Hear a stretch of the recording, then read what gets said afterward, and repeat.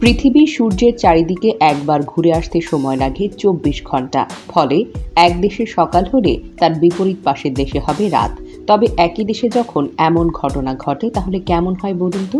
যখন দেশের এক প্রান্তের মানুষ ঘুম থেকে উঠে সকালে নাস্তা করছেন, তখন অন্য প্রান্তে রাতের খাবার খাচ্ছেন। শুধু তাই নয়, এখানকার অর্ধেক অংশে যখন দিন, তখন অন্য অর্ধেক অংশে রাত।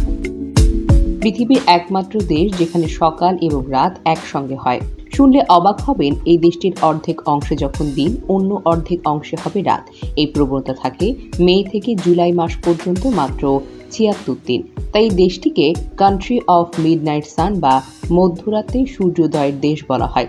বলতে পারবেন কোন এই দেশটি? নাম শুনলে কিন্তু খানিকটা অবাক হবেন। এই দেশটির নাম হলো রাশিয়া।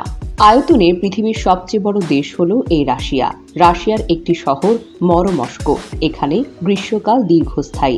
সেই সময় দিন রাতের অনুভূতি এখানে একেবারে থেমে যায়। সূর্য খুব উজ্জ্বল হয়ে ওঠে। মানুষ দিন ও রাতের অনুভূতি একেবারে ভুলে যায়। রাশিয়ায় এই শহরটিতে সূর্য কখনো অস্ত যায় না, সেটি কেবল আকাশ জুড়ে ঘুরে বেড়ায়। রাশিয়ায় সারা বছর হিমশীতল এবং শৈত্যপূর্ণ আবহাওয়া থাকে। অতিরিক্ত আর্কটিক বরফাচ্ছন্ন অতি উচ্চভূমি রুশ প্রকৃতির দ্বারা শৈত্যপ্রবাহ সৃষ্টি হয় এবং সারাদিন শৈত্যপ্রবাহ চলতে থাকে।